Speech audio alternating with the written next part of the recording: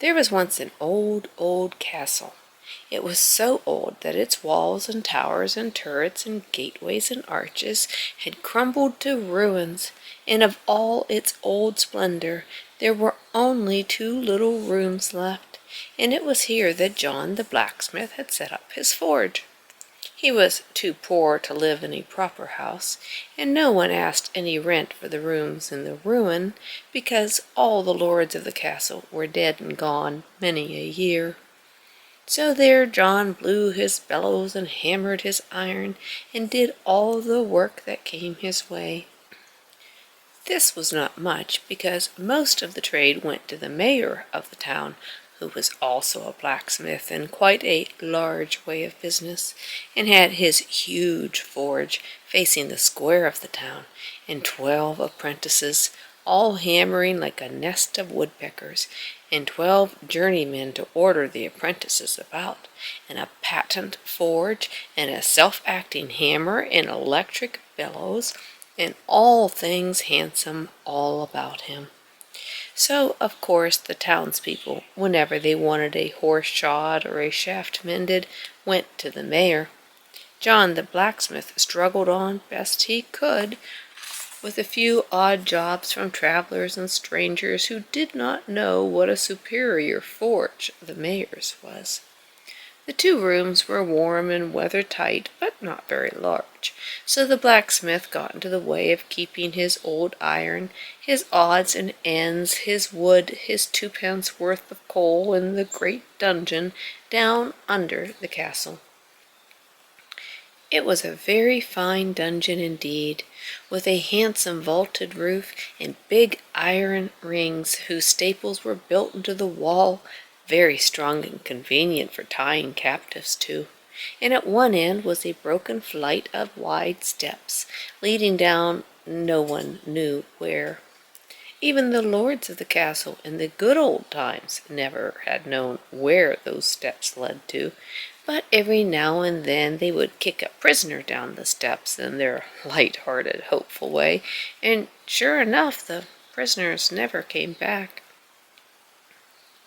The blacksmith had never dared to go beyond the 7th step, and no more have I, so I know no more than he did about what was at the bottom of those stairs. John the blacksmith had a wife and a little baby. When his wife was not doing the housework, she used to have to nurse the baby and cry, remembering the happy days when she lived with her father, who kept 17 cows and lived quite in the country, and when John used to come courting her in the summer evenings, as smart, with a posy in his buttonhole. And now John's hair was getting gray, and there was hardly ever enough to eat. As for the baby, it cried a good deal at odd times, but at night, when its mother had settled down to sleep, it would always begin to cry, quite as a matter of course, so that she hardly got any rest at all. This made her very tired. The baby could make up for its bad nights during the day if it liked, but the poor mother couldn't. One evening the blacksmith was busy with his forge. He was making a goat shoe for the goat of a very rich lady, who wished to see how the goat liked being shod, and also whether the shoe would come to 5 pence or 7 pence before she ordered the whole set. This was the only order John had had that week, and as he worked his wife sat and nursed the baby, who, for a wonder, was not crying. Presently, over the noise of the bellows and over the clank of the iron, there came another sound. The blacksmith and his wife looked at each other. "I heard nothing," said he. "Neither did I," said she. But the noise grew louder, and the two were so anxious not to hear it that he hammered away at the goat shoe harder than he had ever hammered in his life, and she began to sing to the baby, a thing she had not had the heart to do for weeks. But through the blowing and hammering and singing the noise came louder and louder, and the more they tried not to hear it, the more they had to. It was like the noise of some great creature purring. purring. And the reason they did not want to believe they really heard it was that it came from the great dungeon down below, where the old iron was, and the firewood, and the 2 pence worth of coal, and the broken steps that went down into the dark and ended no one knew where. "It can't be anything in the dungeon," said the blacksmith, wiping his face. "Why, I shall have to go down there after more coals in a minute." "There isn't anything there, of course. How could there be?" said his wife. And they tried so hard to believe that there could not be anything there that presently they very nearly did believe it. Then the blacksmith took his shovel in one hand and his riveting hammer in the other, and hung the old stable lantern on his little finger, and went down to get the coals. "I am not taking the hammer because I think there's something there," said he, "but it's handy for breaking the large lumps of coal." "Oh, I quite understand," said his wife, who had brought the coal home in her apron that afternoon and knew that it was all coal dust. So he went down the winding stairs to the dungeon and stood at the bottom of the steps, holding the lantern above his head just to see that the dungeon really was empty as usual. Half of it was empty as usual, except for the old iron and odds and ends and the firewood and the coals, but the other side was not empty. It was quite full, and what it was full of was dragon. "It must have come up from those nasty broken steps from goodness knows where," said the blacksmith to himself, trembling all over as he tried to creep back up the winding stairs. But the dragon was too quick for him. It put out a great claw and caught him by the leg, and as it moved it rattled like a great bunch of keys, or like the sheet iron they make thunder out of in pantomimes. "No, you don't," said the dragon in a spluttering voice, like a damp squib.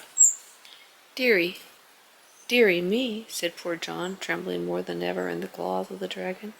"Here's a nice end for a respectable blacksmith." The dragon seemed very much struck by that remark. "Do you mind saying that again?" he said, quite politely. So John said again very distinctly, "Here is a nice end for a respectable blacksmith." "I didn't know," said the dragon. "Fancy now, you're the very man I wanted." "So I understood you to say before," said John, his teeth chattering. "Oh, I don't mean what you mean," said the dragon, "but I should like you to do a job for me. One of my wings has got some of the rivets out of it just above the joint. Could you put that to rights?" "I might, sir," said John politely, for you must always be polite to a possible customer, even if it's a dragon. "A master craftsman, you are a master, of course, can see in a moment what's wrong," the dragon went on. "Just come around here and fill my plates, will you?" John timidly went around when the dragon took his claw away, and sure enough, the dragon's wing was hanging loose, and several of the plates near the joint certainly needed riveting. The dragon seemed to be made almost entirely of iron armor, a sort of tawny red rust color it was, from damp, no doubt, and under it he seemed to be covered with something furry. All the blacksmith welled up in John's heart, and he felt at ease. "You could certainly do with a rivet or two, sir," said he. "In fact, you need a good many." "Well, get to work then," said the dragon. "You mend my wing, then I'll go out and eat up all the town, and if you make a really smart job of it, I'll eat you last. How's that for a deal?" "I don't want to be eaten last, sir," said John. "Well, then, I'll eat you first," said the dragon. "I don't want that either, sir," said John. Oh, go on, you silly man, said the dragon. You don't know your own silly mind. Now get to work. I don't like the job, sir, said John, and that's the truth. I know how easily accidents happen. It's all fair and smooth, and please rivet me, and I'll eat you last. And then you get to work, and you give a gentleman a bit of a nip or a dig under his rivets, and then it's fire and smoke, and no apologies will meet the case. Upon my word of honor as a dragon, said the other. I know you wouldn't do it on purpose, sir, said John, but any gentleman will give a jump and a sniff if he's nipped, and one of your sniffs would be enough for me. Now, if you'd just let me fasten you up. It would be so undignified, objected the dragon. We will always fasten a horse up, said John, and he's the noble animal. It's all very well, said the dragon, but how do I know you'd untie me again when you've riveted me? Give me something in pledge. What do you value most? My hammer, said John. A blacksmith is nothing without his hammer. But you need that for riveting me. You must think of something else, and at once, or I'll eat you first. At this moment the baby in the room above began to scream. Its mother had been so quiet that it thought she had settled down for the night, and it was time to begin crying. Whatever is that? Said the dragon, starting so that every plate on his body rattled. It's only the baby, said John. What's that? Asked the dragon. Something you value? Well, yes, sir, rather, said the blacksmith. Then bring it here, said the dragon, and I'll take care of it till you're done riveting me, and you shall tie me up. All right, sir, but I ought to warn you. Babies are poison to dragons, so I don't deceive you. It's all right to touch, but don't you go putting it into your mouth. I shouldn't like to see any harm coming to a nice-looking gentleman like you. The dragon purred at this compliment and said, All right, I'll be careful. Now go and fetch the thing, whatever it is. So John ran up the steps as quickly as he could, for he knew that if the dragon got impatient before it was fastened, it could heave up the roof of the dungeon with one heave of its back, and kill them all in the ruins. His wife was asleep, in spite of the baby's cries, and John picked up the baby and took it down and put it between the dragon's front paws. You just purr to it, sir, he said, and it'll be as good as gold. So the dragon purred, and his purring pleased the baby so much that it stopped crying. Then John rummaged around the heap of old iron and found there some heavy chains and a great collar that had been made in the days when men sang over their work and put their hearts into it, so that the things they made were strong enough to bear the weight of 1,000 years, let alone a dragon. John fastened the dragon up with the collar and the chains, and when he had padlocked them all on safely, he set to work to find out how many rivets would be needed. 6, 8, 10, 20, 40, said he. I haven't half enough rivets in the shop. If you'll excuse me, sir, I'll step around to another forge and get a few dozen. I won't be a minute. And off he went, leaving the baby between the dragon's forepaws, laughing and crowing with pleasure at the very large purr it made. John ran as hard as he could to the town and found the mayor's incorporation. There's a dragon in my dungeon, he said. I've chained him up. Now come and help me to get my baby away. And then he told them all about it. But they all happened to have engagements for that evening, so they praised John's cleverness and said they were quite content to leave the matter in his hands. But what about my baby? Said John. Oh, well, said the mayor, If anything should happen, you will always be able to remember that your baby perished in a good cause."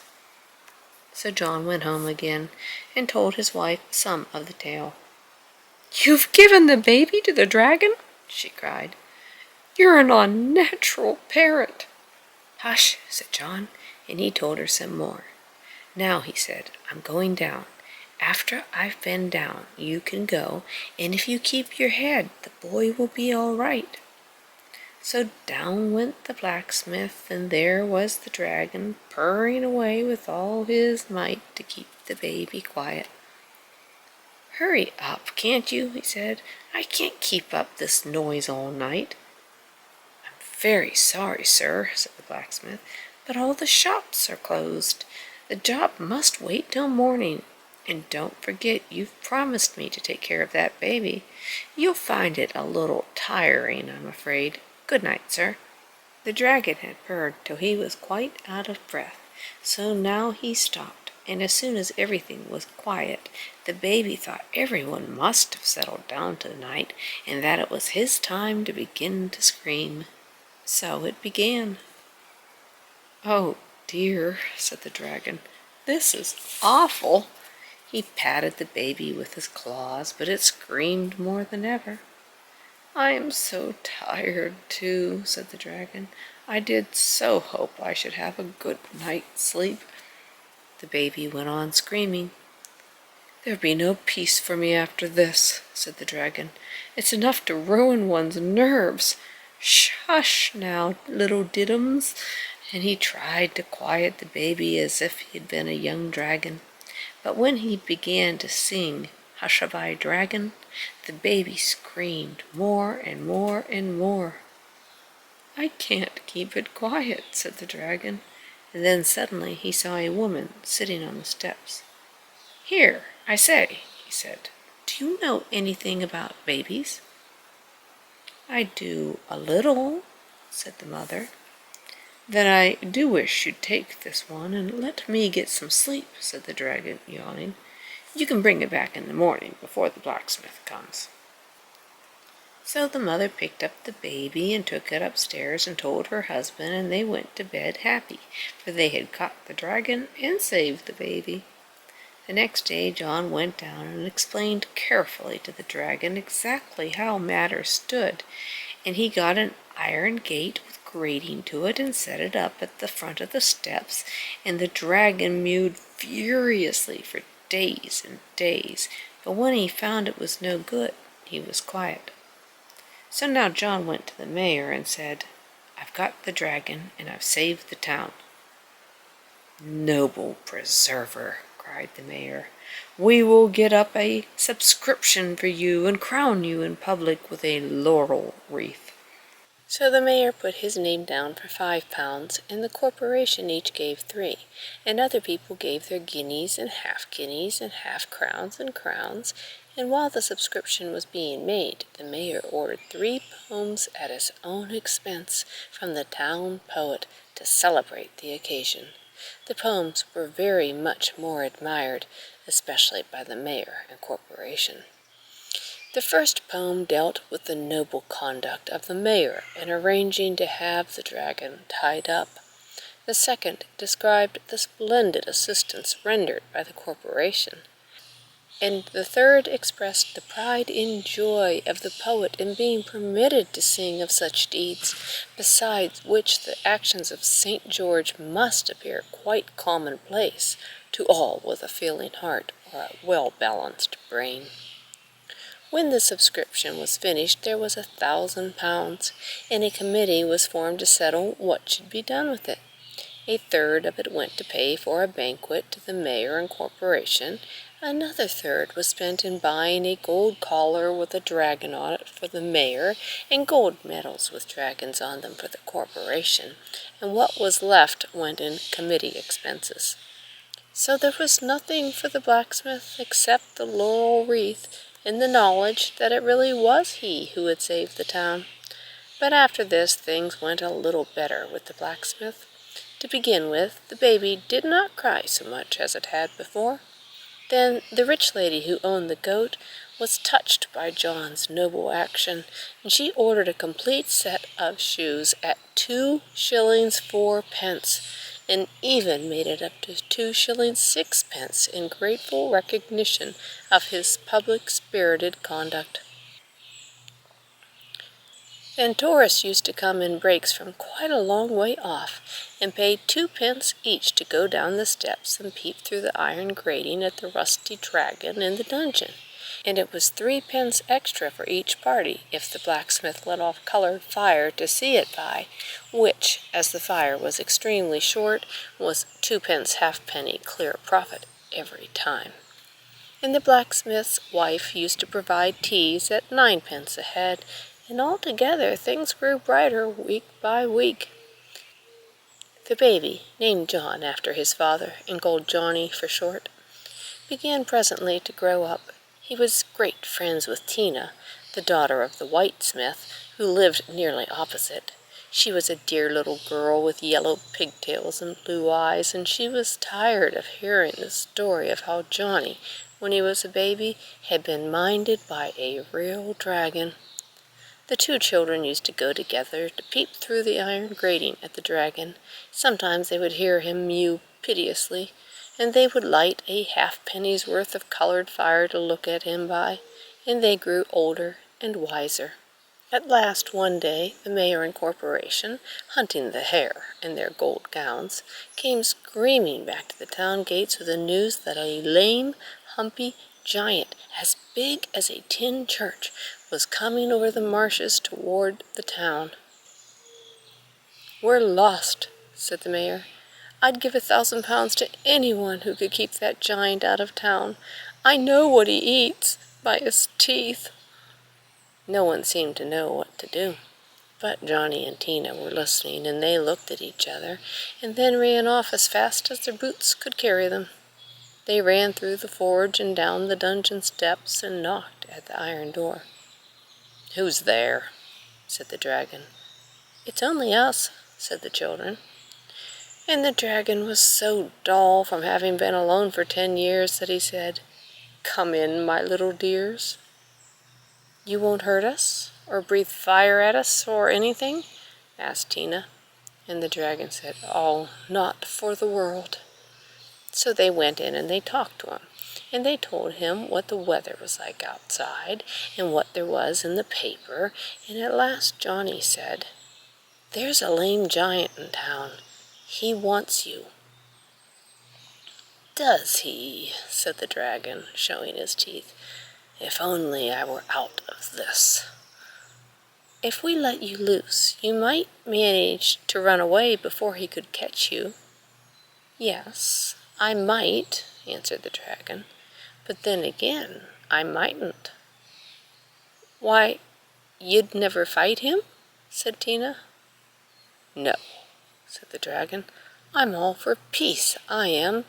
You let me out, and you'll see." So the children loosed the dragon from the chains and the collar, and he broke down one end of the dungeon and went out, only pausing at the forge door to get the blacksmith to rivet his wing. He met the lame giant at the gate of the town, and the giant banged on the dragon with his club as if he were banging an iron foundry, and the dragon behaved like a smelting works, all fire and smoke. It was a fearful sight, and people watched it from a distance, falling off their legs with a shock of every bang, but always getting up to look again.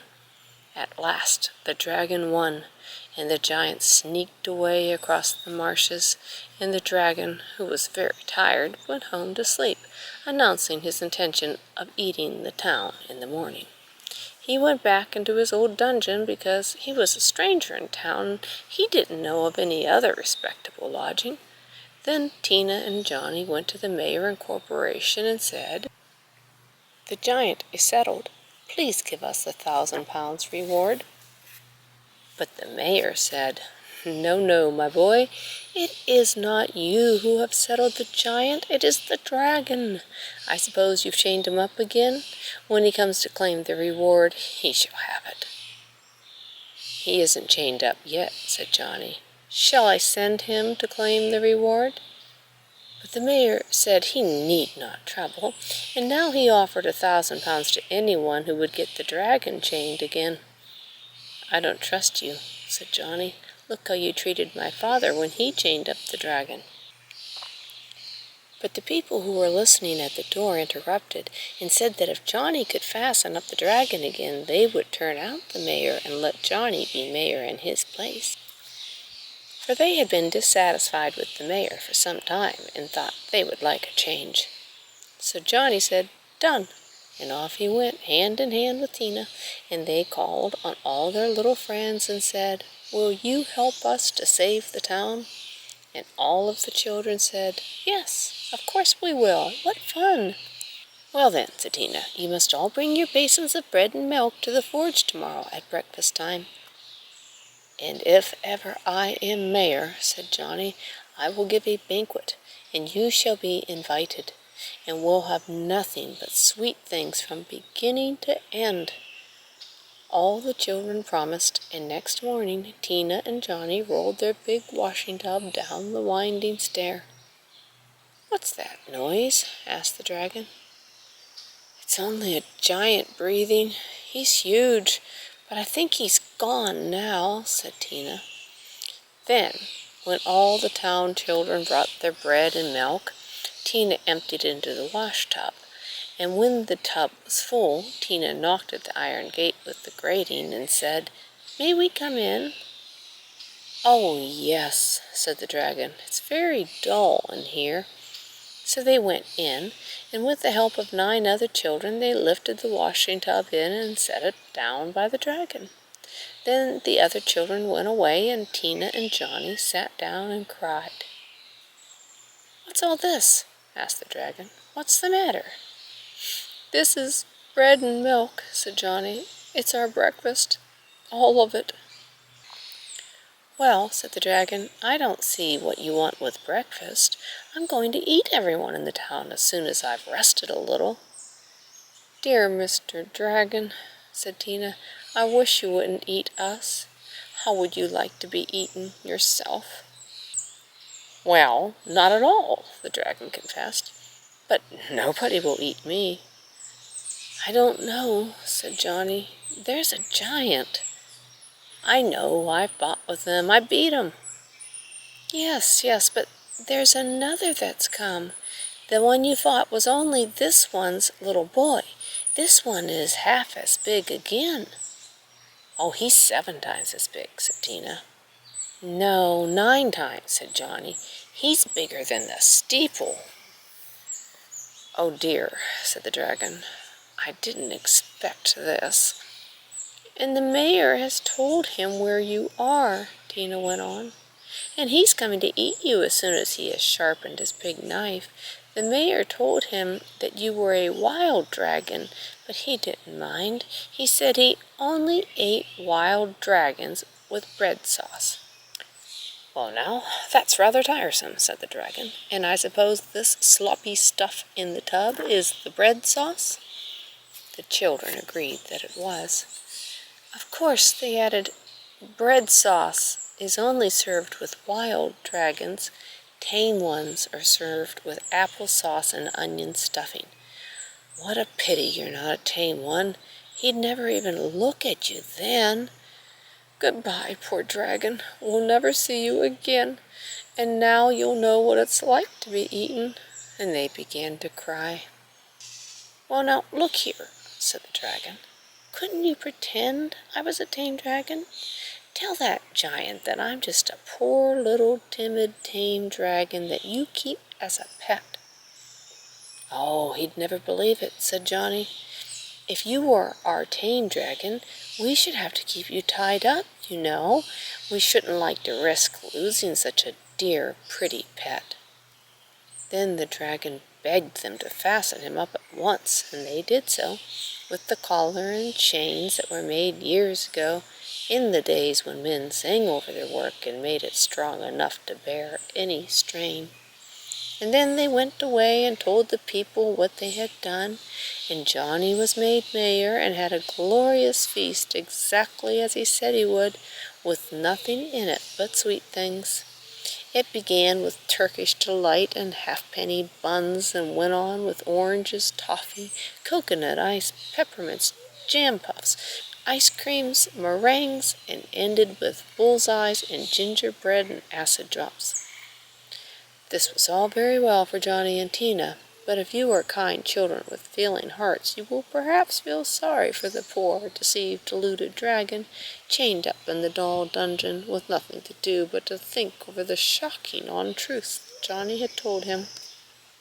When he thought about how he had been tricked, the poor captive dragon began to weep, and the large tears fell down over his rusty plates, and presently he began to feel faint, as people sometimes do when they've been crying, especially if they have had nothing to eat for 10 years or so. And then the poor creature dried his eyes and looked about him, and there he saw the tub of bread and milk. So he thought, well, if giants like this wet, white stuff, perhaps I should like it too. He tasted a little, and he liked it so much that he ate it all up. And the next time the tourists came, and Johnny let off the colored fire, the dragon said shyly, "Excuse my troubling you, but could you bring me a little more bread and milk?" So Johnny arranged that people should go around with carts every day to collect the children's bread and milk for the dragon. The children were fed at the town's expense on whatever they liked, and they ate nothing but cakes and buns and sweet things, and they said the poor dragon was very welcome to their bread and milk. Now, when Johnny had been mayor 10 years or so, he married Tina, and on their wedding morning they went to see the dragon.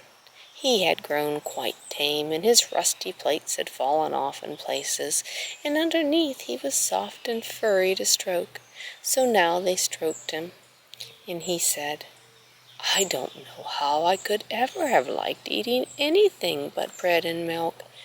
I am a tame dragon now, aren't I?" And when they said yes, he was, the dragon said, "I am so tame, won't you undo me?" And some people would have been afraid to trust him, but Johnny and Tina were so happy on their wedding day that they could not believe any harm of anyone in the world. So they loosed the chains, and the dragon said, "Excuse me a moment, there are 1 or 2 little things I should like to fetch." And he moved off to those mysterious steps, and went down out of them, out of sight, into the darkness. As he moved, more and more of his rusty plates fell off. In a few minutes they heard him clanking back up the steps. He brought something in his mouth. It was a bag of gold. "It's no good to me," he said. "Perhaps you might find it useful." So they thanked him very kindly. "There's more where that came from," he said, and he fetched more and more, till they told him, "Please stop." So now they were rich, and so were their fathers and mothers. Indeed, everyone was rich, and there were no more poor people in town, and all got rich without working, which is very wrong, but the dragon had never been to school as you have, so he knew no better. And as the dragon came out of the dungeon, following Johnny and Tina into the bright gold and blue of their wedding day, he blinked his eyes as a cat does in the sunshine, and he shook himself, and the last of his plates dropped off, and his wings with them, and he was just like a very, very extra-sized cat. And from that day he grew furrier and furrier, and he was the beginning of all cats. Nothing of the dragon remained except the claws, which all cats still have, as you can easily ascertain. And I hope you see now how important it is to feed your cat with bread and milk. If you were to let it have nothing to eat but mice and birds, it might grow larger and fiercer and scalier and tailier and get wings and turn into the beginning of dragons. And then there would be all this bother all over again.